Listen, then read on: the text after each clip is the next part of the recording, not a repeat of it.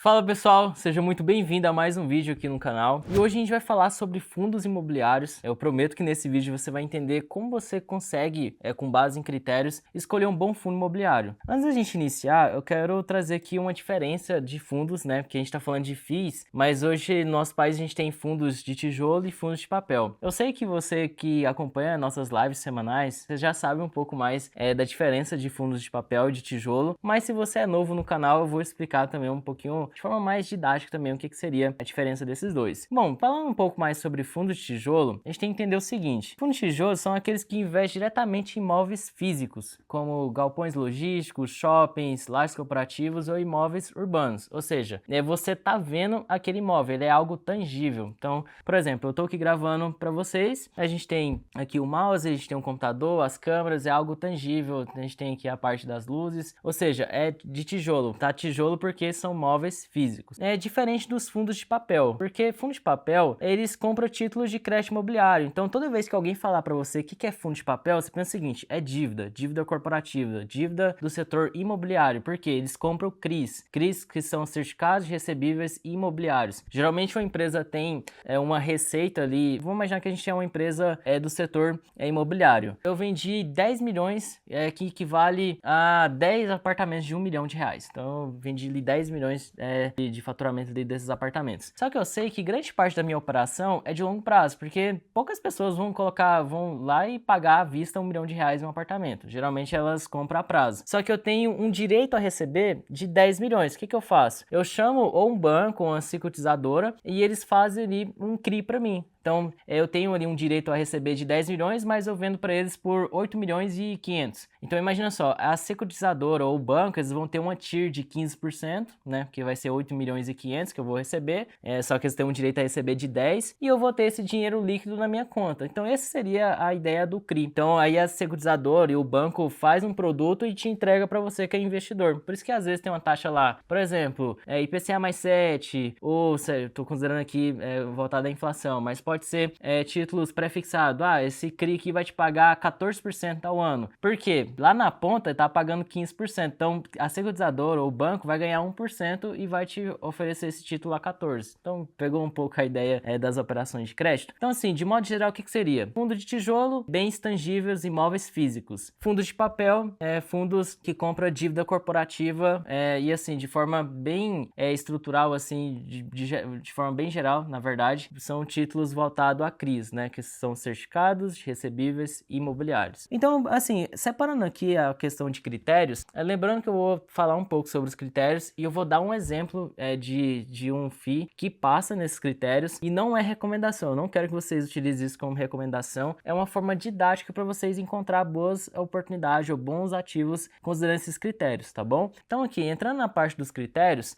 como que você consegue encontrar bons FIIs de tijolo? Nesse vídeo eu vou focar mais em fundo de tijolo, posso até prometer um vídeo depois de fundo de papel, porque senão ia ficar muito longo para vocês. Então aqui, primeiro é vacância física e financeira. O que seria a vacância física? É o percentual do espaço desocupado, quanto menor ele é melhor. Qual que é a ideia aqui? Imagina o seguinte, imagina que eu tenha 100 imóveis, e desses 100 imóveis, 90 imóveis eu tenho alugado e 10 imóveis eu tenho desocupado, né? Eles não estão alugados. Nesse caso, eu tenho uma vacância física de 10%, porque 90% de todo os meus ativos que eu tenho, que são 100, 90% estão alugados, só que 10% ali não estão alugados. Então eu tenho uma vacância física, né, de 10%. Ou seja, quanto menor, melhor, porque o ideal é que fosse 100% estivessem alugados. Então esse é o primeiro critério que eu gosto de avaliar. Depois é a questão da vacância financeira, porque é o percentual dos aluguéis que não são pagos. Isso aqui é interessante porque o que acontece? Imagina que eu tenho 100 imóveis, no exemplo, só que eu tenho uma vacância física de 10%, mas daqueles 10 que não estão alugados, ele representa 20% das minhas receitas. Às vezes eu posso ter uma vacância física de 10%, mas uma vacância financeira de 20%. Por que isso acontece? Porque a vacância financeira, ela vai pegar a representatividade de toda a receita que eu tenho potencial desses ativos. Então, nesse exemplo aqui, eu teria uma vacância física de 10 e uma vacância financeira de 20. Porque esse restante que não estão alugados, ele representa um percentual alto de receita. Isso também até envolve metro quadrado, às vezes eu posso estar em um imóvel bem mais localizado. Eu sei que, assim, isso não acontece muito no mercado de FIIs, porque onde os imóveis estão bem localizados, eles serão alugados, mas aqui é um exemplo que pode acontecer. Geralmente a vacância física e a financeira vão estar bem próximos, mas eu queria colocar esse exemplo porque pode acontecer de um fundo ter uma vacância física menor do que uma vacância financeira em relação ali aos seus ativos. Pode acontecer, não acontece tanto, mas pode acontecer. Então esse é o exemplo que eu queria trazer para vocês. Então assim, fundos sólidos, eles costumam ter uma vacância baixa e contratos longos. Por quê? Se eles são sólidos, quer dizer que os ativos deles são de qualidade e também tem um valor ali embutido nesses aluguéis. Por exemplo, imagina que eu seja uma empresa que trabalha com logística. Imagina que eu seja, por exemplo, a Magazine Luiza, que ela quer crescer na parte do e-commerce. Às vezes, você ter ali fundos de galpões próximos das regiões metropolitanas, das grandes cidades, é interessante. Então, faz sentido eu investir, ter esse capex, ter um galpão em um momento, em um local mais bem localizado do que em outras regiões do país. Então, acho que faz sentido também pensar sobre isso. Então, fundos sólidos costuma ter vacância tanto financeira como física baixa. Então, acho que esse é o primeiro critério que vocês deveriam considerar também nos seus estudos. Outro critério que eu queria trazer para vocês é em relação à diversificação de imóveis e inquilinos. E acho que isso aqui é bem interessante. Por quê? Evite fundos que são dependentes de apenas um imóvel ou de um único inquilino. Porque acho que isso aqui é claro, né? Isso aqui é um risco que todo mundo já entende. Imagina, você depende só de um inquilino. Esse inquilino pode sair e você ficar com uma vacância de 100%, porque você não vai ter mais o aluguel e a renda mensal. Então, é importante você pensar o seguinte: todo fundo que for monoativo, ele tem um risco maior. A não ser que você faça uma carteira de 10 fundos monoativo, que aí a sua carteira vai ter 10 FIIs diferentes, né? Mas, claro, se você analisar de forma mais micro, né, ali, ó, analisando só um fundo, ele vai ter um risco maior. Então, evite fundos que dependem apenas de um imóvel ou de um único inquilino. E também é importante o seguinte: a diversificação, ela vai diminuir o risco. Então, é importante que você estude fundos que tenham uma boa quantidade de imóveis, né, e uma boa quantidade também de inquilinos, porque não resolve tanto você ter uma boa quantidade de imóveis, por exemplo, 100 imóveis, mas metade desses imóveis estão alugados apenas por um inquilino. Então, acho que não é uma forma muito inteligente também de considerar isso. Eu acho que é melhor você diversificar com outros tipos de inquilinos também, entender um pouco mais sobre esses detalhes. Outra coisa é em relação à localização. Por quê? Localização é tudo no mercado imobiliário. Vou dar um exemplo. A gente sabe que onde estão mais próximos do centro, as regiões, ou mais próximos das regiões metropolitanas, geralmente o metro quadrado custa mais caro, né? Você tem um aumento do metro quadrado. Então é importante o seguinte, né? Toda vez que você for analisar um fundo imobiliário de tijolo, tenta ver as localidades. Por exemplo, se a gente for falar de shoppings, vê as localidades dos shoppings. Geralmente os shoppings sul e sudeste têm um metro quadrado mais valorizado do que outras regiões do país. Por exemplo, eu estou aqui no centro-oeste, estou em Goiânia. Tem outras regiões aqui dentro da nossa cidade, da minha cidade aqui, que o metro quadrado é muito valorizado em relação a outras. Então, o importante é localização. Não quer dizer que você pode ter um monte de imóveis em localizações que as pessoas não vão valorizar. Então, acho que é importante também você ter em mente esse critério. E assim, regiões que são consolidadas, estratégicas, tendem a manter o valor do metro quadrado valorizado por mais tempo. Eu gosto de falar um pouco sobre isso, porque se a gente for voltar uns 10 ou 15 anos atrás, eu lembro não porque eu era muito novo, mas eu já tinha lido um pouco dessas matérias. Na época, tinha regiões no centro do Rio de Janeiro que tinha metro quadrado próximo ou superior a Miami, nos Estados Unidos. Eu vou até deixar esse link dessa matéria, que hoje parece ser muito estranho falar isso, mas existia essas distorções. Porque antes o Brasil tinha uma atratividade maior para absorver investimento, o dólar no nosso país o câmbio era muito mais atrativo. Imagina só, 2010, 2011, a gente teve um dólar de 1,70, R$2. Então isso fazia com que os próprios preços dos imóveis no Brasil se valorizassem muito. Então tinha regiões no nosso país hoje que não tem essa mesma valorização, antes estavam muito mais valorizados. Então, qual que é a ideia que eu quero trazer para vocês? É importante que a localização seja um lugar estratégico, que cresça ao longo do tempo e que ele também mantenha um metro quadrado estável. Vou dar um exemplo mesmo que acontece. Se a gente for pegar o metro quadrado de Balneário Camboriú hoje, ele tem um metro quadrado nos mais caros do nosso país. Então, assim, a gente tem que pensar o seguinte: será que ele é sustentável ao longo do tempo? Será que ele está muito valorizado por questões momentâneas? Então, é importante também você ter esse senso crítico em relação aos fundos, né, de tijolos. E outra coisa também que é importante é você considerar os setores, porque dentro de fundo imobiliário também tem setores essenciais. Então, por exemplo, logística. Você tem uma forte demanda com o crescimento do e-commerce. Então, logística para fundo imobiliário é um setor essencial, porque imagina só, se a gente está falando do crescimento do comércio eletrônico no nosso país, a gente também está falando de um setor de galpões crescentes também, porque não tem como você crescer esse setor sem ter uma construção de galpões próximos das regiões metropolitanas. É até uma forma também de você colher o crescimento desse setor sem investir diretamente em um varejista. Porque, por exemplo, beleza, tudo bem, a Magazine Luiza é uma empresa, pro meu critério não passa porque ela é uma empresa de varejo, é uma empresa que tem margens baixas, é uma empresa que está no setor muito competitivo, mas acho que faz sentido eu estar em empresas que vão crescer mediante o crescimento da Magazine Luiza, por exemplo. Então eu tô falando aqui às vezes de uma bandeira de cartão, né? Porque a gente tá falando de transação eletrônica pela internet, Visa e Mastercard e Elo vai ganhar muito dinheiro com essas transações. Então acho que faz sentido eu pensar um pouco sobre isso. Geralmente essas empresas utilizam embalagens para entrega. Olha, eu acho que a gente tem Klabin, Suzano, Irani, acho que faz sentido também, porque essas empresas também fornecem produtos pro varejo. Eu tô pensando o seguinte, eu acho que essas empresas dependem de galpões logísticos. Tá, eu acho que faz sentido eu ver alguns fundos imobiliários que vão ter sinergia com a Magazine Luiza. Tô dando um exemplo da Magazine Luiza, mas poderia ser Casas Bahia, poderia ser Mercado Livre, Amazon, todo mundo. Então percebe que é uma estratégia também de expor esses setores. Outro setor essencial de fundo imobiliário é shoppings, porque você tem uma resiliência mesmo pós a pandemia, porque depende do consumo das famílias. Então o brasileiro mesmo, ele tem um costume de ir em shopping.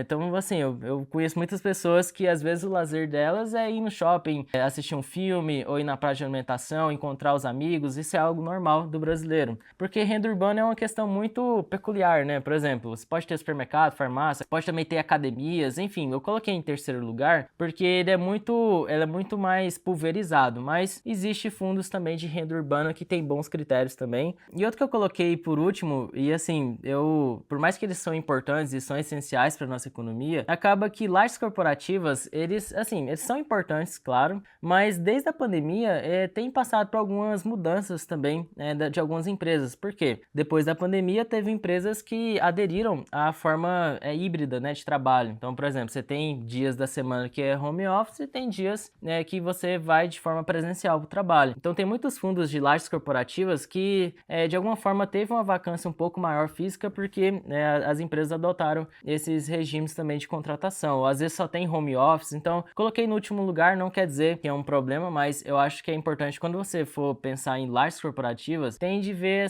essas atenções maiores aqui em relação às mudanças também do trabalho, né? Que hoje tem muito a ideia do trabalho híbrido. Agora entrando aqui na parte mais operacional dos fundos imobiliários, eu vou falar um pouco sobre dividend yield. Eu gosto de analisar outros critérios mais qualitativos, mas eu gosto de falar aqui do dividend yield porque aqui é um problema muito legal, assim, eu acho que é interessante até falar um pouco sobre isso. Geralmente, quando o investidor vai investir em fundo imobiliário, geralmente ele quer renda mensal. Então eu já vi muitas pessoas indo em algumas plataformas como a UVP Analítica, por exemplo, que lá a gente tem esses rankings e falar de jeito, olha, do maior dividend yield para o menor, eu vou pegar os maiores e vou investir. E isso aqui é um grande problema, porque o dividend yield, ele é um reflexo do valuation desses fundos imobiliários. Então se o valuation estiver muito baixo em relação à média, naturalmente o dividend yield já vai estar muito acima da média dos setores. E qual que é o interessante de você analisar isso aqui? Você tem que buscar fundos que tenham um yield atrativo, tá? Mas que eles sejam sustentáveis. Por exemplo, hoje a gente tem uma Selic de 15%. Não faz muito sentido você ver um fundo imobiliário pagando 20%, porque é um yield tão alto que acho que ele é insustentável. Então assim, tudo bem, a Selic tá 15, às vezes você pegar um yield ali de 9,5, 8,5, 10 no máximo, é sustentável, porque no dia que a Selic tem uma queda, o valuation desses fundos imobiliários vão subir. Então o yield que estaria 7,5, 8,5, 9%, que as pessoas não estão muito ligando, daqui a um tempo elas vão ter uma atenção maior. Só que aí você que está mais bem preparado, já tem anos comprando fundo imobiliário, além de você ganhar com a valorização, você vai ter um yield muito mais atrativo em relação à média, porque aí você está falando de 9%, 10% em relação a Selic que vai estar 11%, 12%. Assim, eu tô considerando que a Selic vai ter essa queda nos próximos anos, né? Porque vai precisar de ter uma flexibilização da política monetária no nosso país, né? Esse nível de juro hoje, ele não é tão convidativo para você investir na economia real, né? Então acaba que a Selic precisa cair em algum momento para você desenvolver ainda mais no nosso país. Então assim, dividend yield muito acima da média, ele pode ser um risco muito alto para o seu portfólio. Então busca ali yields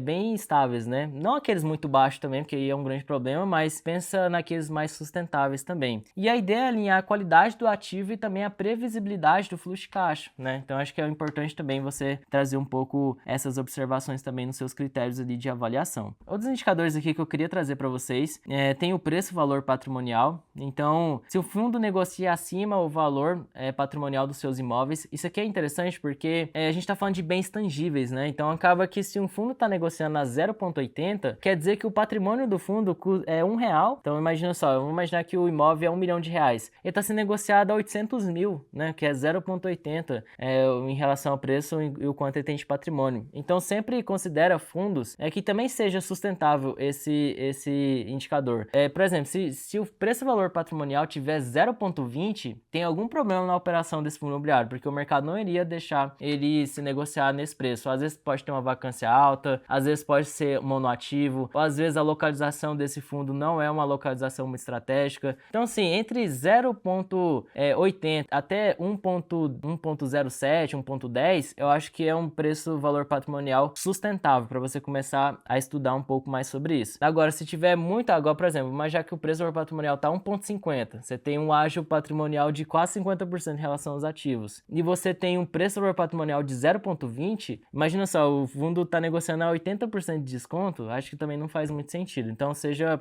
ponderado também em relação a isso. Outra coisa também que é importante é em relação à alavancagem. Poucas pessoas falam sobre isso, mas fundo imobiliário, ele não pode se endividar, né? Porque não são empresas, eles não são como os REITs, que é os irmãos mais velhos ali dos fundos imobiliários que são listados nos Estados Unidos. Mas tem muito fundo brasileiro hoje que ele tem utilizado o capital de terceiro para crescer nas suas operações. Porque, por lei, o fundo imobiliário ele tem que distribuir 95% do lucro caixa para os acionistas, né, para os seus cotistas. Então, acaba que a forma dele crescer ou é via captação, né, que são as subscrições ali de novas cotas, né, porque ele junta ali com os cotistas, capta recurso e compra um imóvel, ou então para fazer construir, que aí eu tô falando de fundos de desenvolvimento, ou às vezes ele vai contrair dívida mesmo, ou às vezes capital de terceiro, não vai estar como dívida lá na parte do patrimônio líquido, vai estar como passivo ou contas a pagar, algo nesse sentido, mudou a nomenclatura, mas o que é importante? Tenta ver a alavancagem do fundo em relação ao patrimônio. É só você abrir os relatórios e ver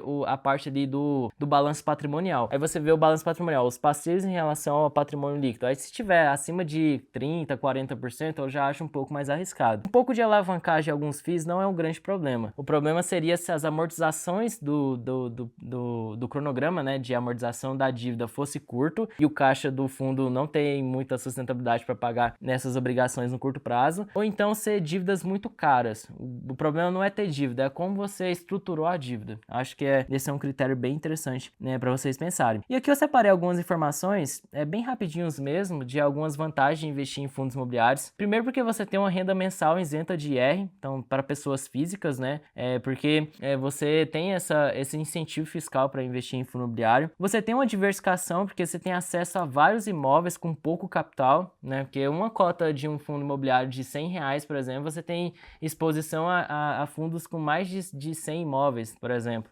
Então acho que é importante também você considerar isso. Liquidez também, porque diferente de imóveis físicos, as cotas podem ser vendidas na bolsa, então você tem uma liquidez mais alta, você está se expondo a imóveis, né, que naturalmente são mais seguros, né, imóveis é um bem, é um ativo de valor, né, e você tem uma liquidez alta, e também você tem uma proteção contra a inflação, porque os contratos geralmente são atrelados a índices inflacionários, como IPCA e IGPM. Aí aqui eu até concordo, o seguinte, muita gente já me fez essa pergunta em outras oportunidades. Ah, tá, Douglas, por mais que você tenha proteção contra a inflação, muitas vezes a gente percebe que os fundos demoram muito para trazer esse impacto inflacionário nos meus rendimentos.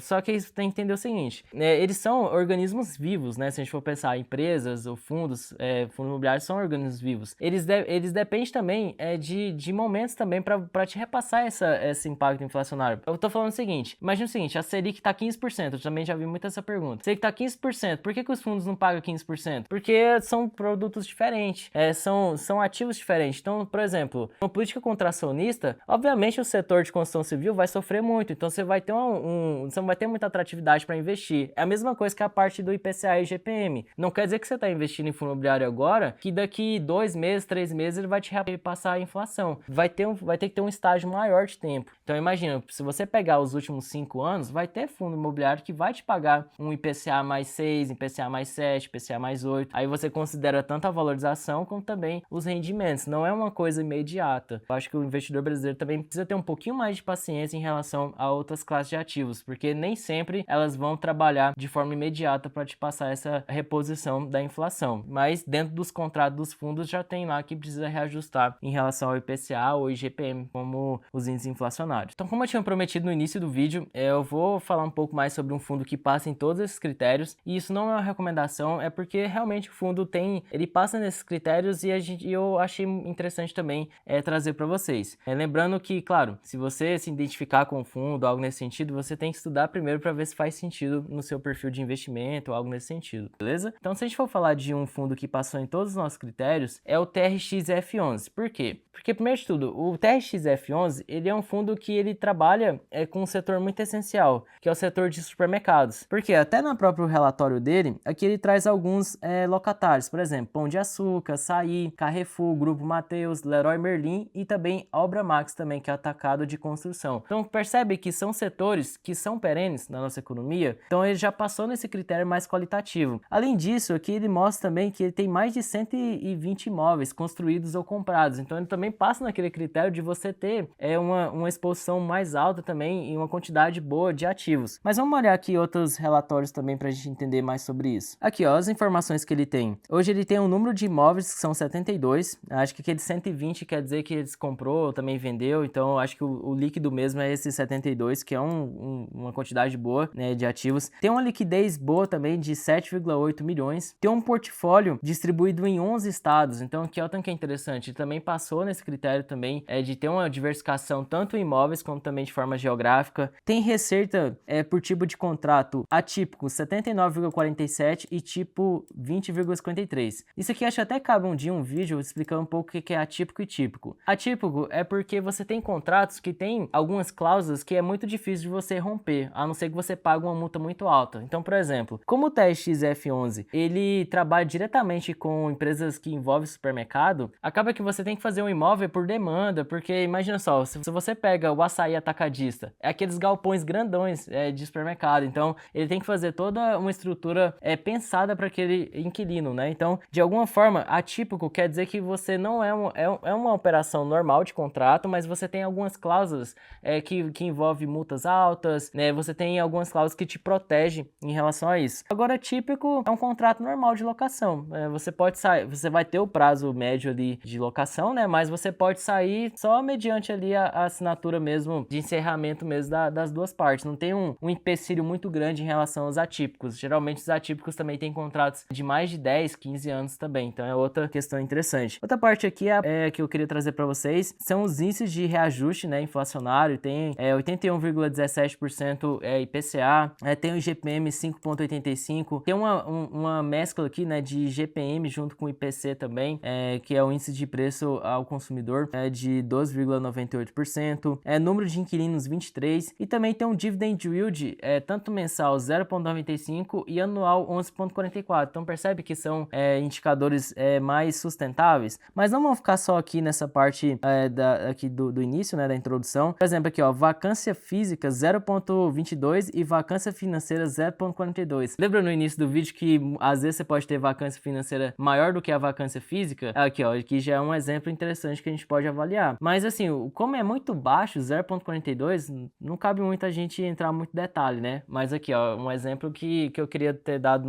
no início do vídeo e deu certo, porque a gente percebeu aqui que existe mesmo uma vacância financeira até maior do que a vacância física. Mas aqui, entrando mais na parte aqui da da operação da empresa, vamos lá para baixo, lá rapidão. Aqui, ó, a gente percebe que a empresa tem ao longo do tempo bons resultados, né? Se a gente considerar aqui, tem receitas recorrentes, tem também uma distribuição também recorrente. Aqui teve um resultado talvez não recorrente tanto aqui, né? Talvez foi aqui de rendas imobiliárias aqui que deu uma subida, né, para 42,5 milhões, por isso que ele distribuiu mais aqui de 1,95, mas na média é sempre ali algo em torno, se a gente for considerar o resultado, né, de 0,90 centavos por aí. Então acho que é interessante também a gente avaliar isso. Outra parte que eu queria também trazer para vocês é em relação ao vencimento dos contratos de locação, porque grande parte das locações, né, do TRX F11 é para 2035, ó, 33,28%, e depois acima de 2041, que é 53,16%. Então esse aqui claramente é uma forma de você proteger também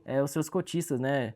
Porque vai ter uma renda mensal muito mais estável, né? Por exemplo, 2025 não tem nenhum inquilino que vão precisar negociar contrato, então isso que acho que é interessante. Outra coisa também que é importante você avaliar é a parte aqui do perfil dos imóveis. Grande parte é varejo, né? 95,04%, mas é diversificado em segmento de atuação, porque 33% é varejo mesmo, é aquele tradicional. Tem um atacadista que é 44%, tem casa e construção que é 12,26%, hospital que é 7,46%, e ele é bem diversificado também nos seus inquilinos. Tudo bem que tem uma pequena concentração aqui de 31,42% no açaí, mas assim, ao longo do tempo ele está se diversificando, provavelmente vai ter outros ativos aqui. Sam's Club também, 2,42%. Eu tô falando do Sam's Club porque ele pertence, depois que o Walmart saiu do Brasil, uma parte das operações ficou com o Carrefour. Então, às vezes, se você somar aqui, Carrefour junto com o Sam's Club, 2,43 vai ficar um pouco maior. Falo isso porque o Carrefour comprou o grupo Big, né, que na época pertencia também. Uma das operações do Walmart foi pro grupo Big, e depois o grupo Big fez a fusão junto com o Carrefour. Mas aqui também é a parte aqui da quantidade de lojas por estado. Hoje tem uma concentração um pouco maior, né, em São Paulo, 49,34%, mas também tem aqui no estado de Goiás, Pernambuco, Bahia, Rio Grande do Sul,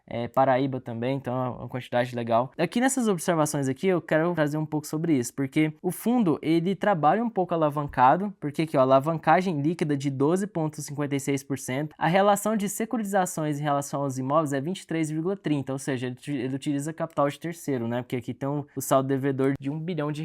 Mas vamos olhar aqui a parte dos fluxos e amortização. Aqui ó, a amortização não é tão grande assim em relação ao patrimônio do fundo, né, ao longo do tempo, porque é um prazo médio de dívida de 13,16 anos. E qual que é o custo dela? Ó, o custo médio de securitização é IPCA mais 5,48. Então lembra que eu tinha falado? O problema não é você ter dívida, é como você estrutura ela. E aqui você vê claramente que a administração conseguiu estruturar bem, porque ela aumentou os prazos de amortização, que é uma média de 13,16 anos, a IPCA mais 5,48. E se a gente for considerar, hoje nem o Estado brasileiro tem uma dívida tão baixa como essa. Olha tanto que é legal que a gente fazer esse estudo, né? É claro que, isso aqui não é legal porque, obviamente, o Brasil está se endividando a um custo maior. Mas eu preciso trazer essa curiosidade para vocês. A gente tá falando de IPCA mais 5 alguma coisa lá do TRX F11 por 13 anos. Imagina um título aqui, ó, a gente tá 2025, 2035, 2045 vai dar 20 anos. A gente tá falando que o Estado brasileiro hoje, ele tá pagando IPCA mais 7,26, né, para 2045. Então que nem o Brasil consegue ter uma estruturação de dívida menor do que a TRX F11. Provavelmente aquele contrato de alavancagem deve ter feito em um momento que o IPCA estava muito mais alto do que está hoje. Mas, por exemplo, ó, Tesouro IPCA 2029, IPCA mais 7,90. Vou colocar aqui os pré-fixados. Os pré-fixados 13,66, né, 13,64, 13,35. Então percebe que o problema não é ter dívida, mas sim como ela é estruturada. Então o TRX F11 conseguiu passar nesse critério também. Então seriam essas observações que eu queria trazer para vocês. Eu queria só dar um exemplo mesmo do TRX F11, mas geralmente o HGLG também passa nesses critérios. Você tem o XPLG11, você tem o BTLG11 também, o KNRI11 também. O KNRI é um fundo mais híbrido, então acho que faz sentido também você considerar estudar esses fundos imobiliários, tá bom? Então espero que vocês tenham gostado, deixa o like também, comenta aqui embaixo também, dê sugestões, porque, igual eu tava falando, como tem muito conteúdo aqui nessa explicação, às vezes dá para fazer um vídeo só explicando o que é contrato típico, atípico, qual que é a parte da vacância financeira ou vacância física, dá para fazer vídeos também considerando isso. E eu também vou fazer um vídeo sobre fundos de papel, também trazendo essas mesmas observações também para vocês. Então até mais, valeu!